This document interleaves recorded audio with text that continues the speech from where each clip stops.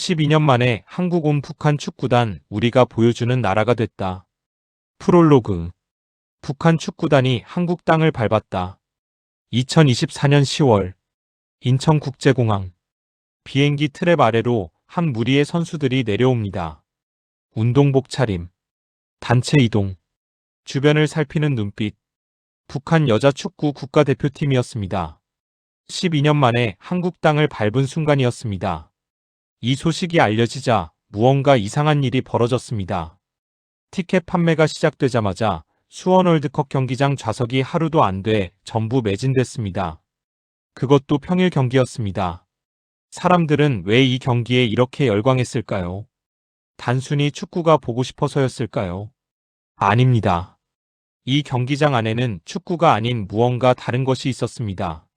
70년 분단의 역사, 전쟁의 기억, 두려움의 시절, 그리고 대한민국이 걸어온 길. 오늘 우리는 그 이야기를 해보려 합니다. 공 하나가 열어젖힌 역사의 문 앞에서. 1장. 한때는 북한이 더 잘 살던 나라였다. 지금 젊은 세대는 상상도 못할 이야기를 하나 해드리겠습니다. 1960년대 한반도에서 더 잘 사는 쪽은 북한이었습니다. 1인당 국민소득, 산업 생산량, 도시 인프라. 당시 평양은 서울보다 훨씬 더 근대적인 도시였습니다. 넓은 대로, 번듯한 건물, 지하철. 서울이 전쟁의 폐허를 겨우 벗어나 판잣집을 짓고 있을 때 평양은 이미 사회주의 이상 도시를 표방하며 건축물을 세우고 있었습니다. 해외에서 북한을 바라보는 시선도 달랐습니다. 많은 재외 한인들이 한국이 아닌 북한을 선택했습니다. 당시만 해도 북한이 잘 사는 쪽처럼 보였으니까요. 1970년대까지도 경제력 격차는 크지 않았습니다. 그런데 이후 무슨 일이 벌어졌는지 우리는 다 알고 있습니다. 한국은 한강의 기적을 이뤄냈고 북한은 체제의 굴레 속에 갇혔습니다. 그 역전의 드라마가 얼마나 극적이었는지, 그 역전이 얼마나 완벽했는지 북한 선수들이 인천공항에 내려서 본 것들이 그 답이었습니다. 2장. 남북 축구는 전쟁이었다. 축구라는 스포츠에 대해 이런 말이 있습니다. 축구는 전쟁을 제외하고 가장 중요한 것이다. 남북한 축구에서 이 말은 비유가 아니었습니다. 1978년 방콕 아시안게임. 남북한 선수단이 같은 경기장에서 처음으로 마주쳤습니다. 선수들의 얼굴엔 긴장감이 역력했습니다. 악수를 해야 하는가? 눈을 마주쳐야 하는가? 아무도 가르쳐주지 않은 상황이었습니다. 공식적으로는 여전히 전쟁 중인 두 나라. 정전협정만 맺은 채 서로 총을 겨누고 있는 두 나라가 같은 잔디 위에 선 겁니다. 공 하나. 하지만 그 공 뒤에는 체제의 자존심이 걸려 있었습니다. 1990년 통일 축구. 서울과 평양을 오가며 남북한이 친선 축구를 했습니다. 분위기는 냉랭했습니다. 경기장에 함성은 있었지만 따뜻함은 없었습니다. 평양 경기장에서 뛴 한국 선수들은 이렇게 회고했습니다. 골을 넣어도 기뻐서 달리지 못했다. 어디까지 기뻐해도 되는지 몰랐다. 그 말이 모든 걸 설명합니다. 그것은 단순한 스포츠가 아니었습니다. 매 순간이 외교였고 매 동작이 정치였습니다. 1991년 코리아 단일팀. 그리고 역사적인 일이 벌어집니다. 남북한이 처음으로 하나의 팀이 됩니다. 유니폼에는 태극기도 인공기도 없었습니다. 한반도 지도가 그려진 깃발 하나. 국가 대신 아리랑이 울려 퍼졌습니다. 코리아라는 이름 아래 남과 북의 선수들이 함께 뛰었습니다.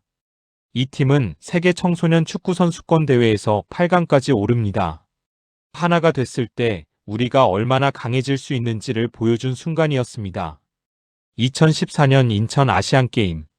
북한 여자 축구가 금메달을 땄습니다. 그리고 그것이 마지막이었습니다. 그 뒤로 10년. 북한 선수들은 한국 땅을 밟지 않았습니다. 그리고 12년 만에 그들이 돌아왔습니다. 3장. 우리가 북한을 무서워하던 시절. 지금 이걸 보시는 분들 중에 어린 시절 이런 기억 있으신 분 계실 겁니다. 밤에 혼자 화장실 가기 무서울 때 어른들이 농담처럼 이렇게 말하던 시절. 북한 인민군 온다. 그 말 하나면 아이들이 조용해졌습니다. 그건 단순한 공포가 아니었습니다. 실제 역사 위에 쌓인 공포였습니다. 1968년 1월 21일 무장 게릴라 31명이 청와대를 습격하러 서울 도심까지 침투합니다. 120일 사태. 대통령 관저 코앞까지 왔습니다. 1983년 아웅산 테러. 버마 아웅산 묘소. 전두환 대통령 암살을 노린 폭탄 테러. 대신 수행원 17명이 목숨을 잃었습니다. 외무장관, 경제부총리, 대통령을 모시던 사람들이 한순간에 사라졌습니다. 1987년 KAL 858기 미얀마 안다만의 상공 여객기 한 대가 공중에서 폭발했습니다. 승객 115명 전원 사망. 북한 공작원의 소행으로 밝혀졌습니다. 그리고 북핵 위기가 찾아왔습니다. 핵폭탄을 만들겠다는 나라가 휴전선 너머에 있다는 공포. 그 시절 한국 사람들에게 북한이 온다는 말은 분명한 의미를 가지고 있었습니다. 두려움. 그런데 2026년 봄, 북한 선수들이 인천공항으로 입국할 때 우리 국민들이 느낀 감정은 두려움이 아니었습니다. 설렘이었습니다. 기대였습니다. 그리고 어떤 복잡한 감정이었습니다. 우리가 언제부터 이렇게 달라진 걸까요? 사장. 스포츠는 총보다 강했다. 역사를 보면 흥미로운 사실이 하나 있습니다. 정치가 막아놓은 길을 스포츠는 종종 열었습니다. 1991년 치바 세계 탁구 선수권 대회. 남북한 탁구 단일팀이 결성됐습니다. 그 팀의 에이스가 한국의 현정화와 북한의 리분이었습니다. 두 선수는 처음 만났을 때 어색했습니다. 말투가 달랐고, 표현 방식이 달랐고, 웃음의 타이밍도 달랐습니다. 그러나 탁구대 앞에서는 같았습니다. 결승전 상대는 세계 최강 중국이었습니다. 아무도 이길 거라 생각하지 않았습니다. 중국은 당시 9연패를 달리는 무적의 팀이었습니다. 그런데 코리아가 이겼습니다. 현정화가 마지막 포인트를 따냈을 때 그녀는 북한 선수 리브니에게 달려가 껴안았습니다. 국적도 체제도 이념도 없었습니다. 오직 함께 이긴 기쁨만 있었습니다. 경기가 끝난 뒤 두 선수는 한참을 울었다고 합니다. 나중에 현정화는 이렇게 회고했습니다. 우리는 정말 하나가 될 수 있다는 걸 그날 알았습니다. 이 이야기는 나중에 영화 코리아로 만들어집니다. 탁구채 하나가 총도 핵도 열지 못한 마음을 열었습니다. 2018년 평창 동계올림픽. 북한 응원단이 한국에 왔습니다. 여자 아이스하키 단일팀이 꾸려졌습니다. 김여정이 방남했습니다. 전 세계가 한반도를 주목했습니다. 그 순간 한국은 세계의 중심이었습니다.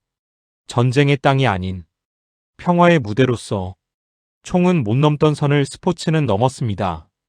그것이 역사입니다. 5장. 세계는 스포츠를 정치에 어떻게 썼나? 사실 스포츠가 정치의 도구가 된 것은 남북한만의 이야기가 아닙니다. 세계 역사를 보면 스포츠는 늘 정치였습니다. 미국과 중국 핑퐁 외교. 1971년. 냉전의 한복판. 미국과 중국은 서로 국교조차 없었습니다. 적대 관계였습니다. 대화가 없었습니다. 그런데 일본 나고야에서 열린 세계 탁구 선수권 대회에서 이상한 일이 벌어집니다. 미국 선수 글렌 코안이 실수로 중국 선수단 버스에 탑니다. 버스 안은 순간 얼어붙었습니다. 그런데 중국의 탁구 영웅 장쩌둥이 먼저 손을 내밀었습니다. 악수를 했습니다. 선물을 건넸습니다. 그리고 웃었습니다. 이 작은 사진 한 장이 전 세계로 퍼졌습니다. 마오쩌둥은 이 사진을 보고 결단을 내립니다. 미국 탁구팀을 중국으로 초청하라. 1971년 4월 미국 탁구 선수단이 중국을 방문했습니다. 20년 만에 미국인이 중국 땅을 밟은 순간이었습니다. 그리고 그 이듬해 닉슨 대통령이 중국을 방문했습니다. 1979년 미중 수교. 탁구공 하나가 두 강대국의 관계를 바꿨습니다. 역사가들은 이를 핑퐁 외교라 부릅니다. 냉전의 올림픽 메달이 곧 국력이었다. 1980년 모스크바 올림픽. 미국이 보이콧을 선언했습니다. 소련의 아프가니스탄 침공에 항의하는 의미였습니다. 60개국이 따랐습니다. 4년 뒤 1984년 LA 올림픽. 이번엔 소련이 보이콧했습니다. 올림픽이 단순한 스포츠 행사가 아니라는 걸 세계가 확인한 순간들이었습니다. 냉전 시절 미국과 소련의 메달 경쟁은 단순한 기록 싸움이 아니었습니다. 자본주의의 대사회주의, 자유대 통제, 체제의 우월성을 증명하는 전쟁이었습니다. 메달 수가 곧 국력이었습니다. 동독과 서독 운동장에서 싸운 형제들, 베를린 장벽이 있던 시절, 동독과 서독은 올림픽에서도 싸웠습니다. 두 개의 독일, 두 개의 팀, 두 개의 국가. 그러나 1990년 장벽이 무너지자 두 팀은 하나가 됐습니다. 통일 독일 대표팀이 태어났습니다. 경기장에서 갈라졌던 형제들이 경기장에서 다시 하나가 된 겁니다. 스포츠는 분단의 상징이기도 했고 통일의 상징이기도 했습니다. 이것이 스포츠의 힘입니다. 공 하나, 탁구채 하나, 올림픽 성화 하나. 그것들이 때로 총보다 더 강한 언어가 됩니다. 6장. 그런데 대한민국 분위기가 바뀌기 시작했다. 1988년 서울 올림픽. 한국이 세계 앞에 처음 제대로 등장한 순간이었습니다. 전쟁의 폐허에서 단 38년 만에 올림픽을 개최하는 나라. 전 세계 언론이 기적이라고 표현했습니다. 한국인들도 처음으로 고개를 들었습니다. 우리가 이만큼 왔구나. 그리고 2002년 월드컵. 붉은 악마. 광화문 광장. 대한민국 4강. 그 여름 우리가 느꼈던 것. 기억하시는 분들 계시죠? 그것은 단순한 축구의 흥분이 아니었습니다. 우리가 세계와 어깨를 나란히 할 수 있다는 자신감이었습니다. 그리고 그 이후 한류가 세계로 퍼지기 시작했습니다. K-팝, K-드라마, K-영화, K-푸드. 봉준호 감독이 아카데미 시상식에서 오스카 트로피를 들어올렸을 때 전 세계가 한국이라는 나라를 다시 봤습니다. BTS가 빌보드를 점령했을 때 세계의 10대들이 한국어를 배우기 시작했습니다. 생각해 보십시오. 불과 한 세대 전까지만 해도 우리는 선진국에 보여주기 위해 무언가를 만들었습니다.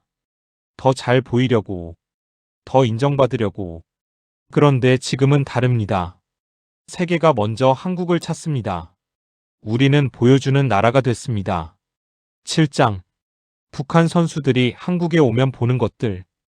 2026년 5월 인천공항. 북한 여자 축구 선수들이 트랩을 내려옵니다. 그들이 처음 본 것은 공항이었습니다. 인천국제공항. 세계에서 손꼽히는 공항입니다.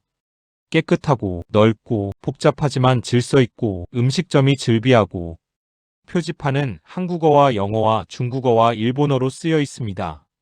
그들은 말이 없었다고 합니다. 공항에서 수원으로 이동하는 버스 안에서 그들이 창밖으로 바라본 것들. 밤인데도 환한 도시의 불빛, 빽빽하게 들어선 아파트들, 고속도로 위를 쉼없이 달리는 차들, 네온사인, 편의점, 가로등. 에너지 부족으로 밤이 되면 도시가 어두워지는 평양과는 달랐습니다. 수원 월드컵 경기장. 2002년 월드컵을 위해 지어진 경기장입니다. 4만석 첨단 시설, 완벽한 잔디. 그 경기장을 가득 채운 관중들. 북한에서 경기를 할 때는 볼 수 없는 광경입니다. 관중들이 자유롭게 응원하고 소리를 지르고 웃고 사진을 찍고 맥주를 마시고 아이들을 안고 남자친구와 나란히 앉아 경기를 보는 여성들. 북한 선수들이 이 광경을 보며 무슨 생각을 했을지 우리는 알 수 없습니다. 그들은 표정을 감췄으니까요. 하지만 12년 만에 찾아온 한국이 완전히 달라져 있었다는 것만은 분명했습니다. 8장. 왜 하루 만에 매진됐을까? 경기 티켓이 왜 그렇게 빨리 팔렸을까요? 몇 가지 이유가 있습니다. 첫째, 희소성. 12년 만입니다. 남북 스포츠 교류 자체가 극히 드문 일이 됐습니다. 이 경기를 보지 못하면 언제 또 볼 수 있을지 모릅니다.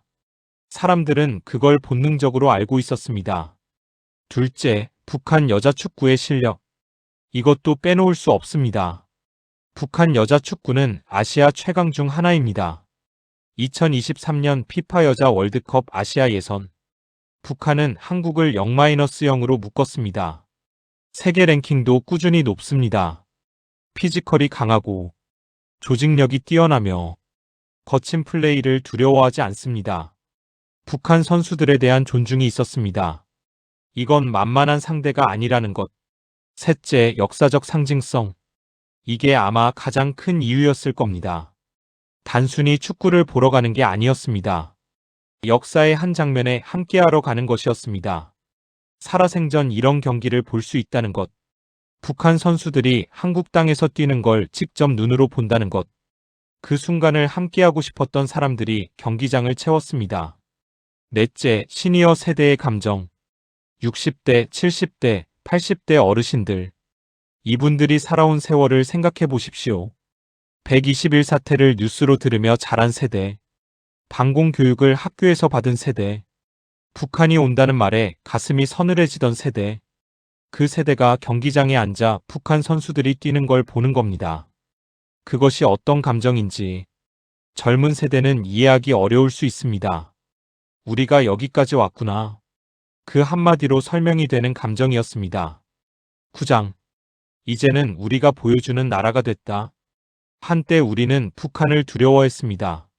아웅산의 폭발음이 들렸을 때, KAL기가 하늘에서 사라졌을 때, 휴전선 너머에서 핵실험 소식이 들려올 때, 우리는 두려워했습니다. 한때 북한이 더 잘 살던 시절도 있었습니다. 1960년대 평양이 서울보다 풍요로웠을 때, 해외에서 북한이 더 가능성 있어 보이던 시절. 그러나 지금, 북한 축구단은 한국에 와서 경기를 합니다. 인천공항으로 입국합니다. 한국의 고속도로를 달립니다. 한국의 경기장에서 한국의 관중 앞에 섭니다. 이 장면이 얼마나 상전벽해인지 세상이 뽕나무밭이 바다가 되듯 변했다는 그 사자성어가 이렇게 잘 들어맞는 순간도 없습니다. 승패는 중요하지 않았습니다. 물론 경기 결과도 있었습니다. 그날 경기장에 간 사람들 중 상당수가 솔직히 말하면 이렇게 느꼈을 겁니다. 한국이 이겨도 좋고 저도 어쩔 수 없다. 오늘 이 경기가 열린다는 것 자체가 이미 대단한 일이다. 경기의 승자보다 이 역사적 순간이 더 컸습니다. 경기장을 가득 채운 사람들이 함께 숨을 쉬는 것. 북한 선수들이 한국 땅의 잔디 위를 뛰는 것. 그것 자체가 메시지였습니다. 우리는 이만큼 왔다. 격세지감. 세상이 이렇게 바뀔 수 있다는 것. 두려움의 대상이 경기 상대가 될 수 있다는 것. 총을 겨누던 나라의 선수들이 우리 경기장에서 뛸 수 있다는 것. 그 모든 것이 대한민국이 걸어온 길의 증거였습니다. 에필로그. 역사는 이렇게 변한다.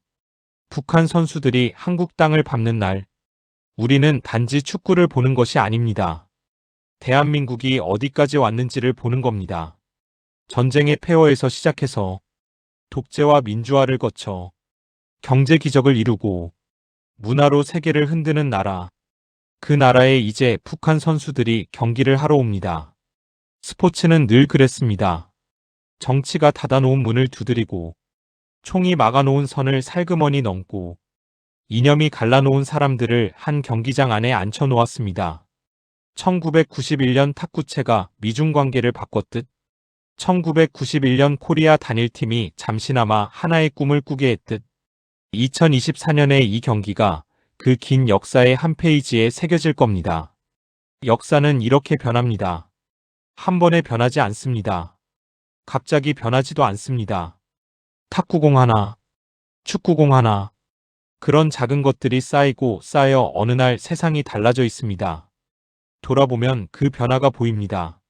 한때 북한이 더 잘 살았고, 한때 우리는 두려워했고, 한때 북한 선수가 한국에 온다는 것은 상상도 할 수 없었습니다.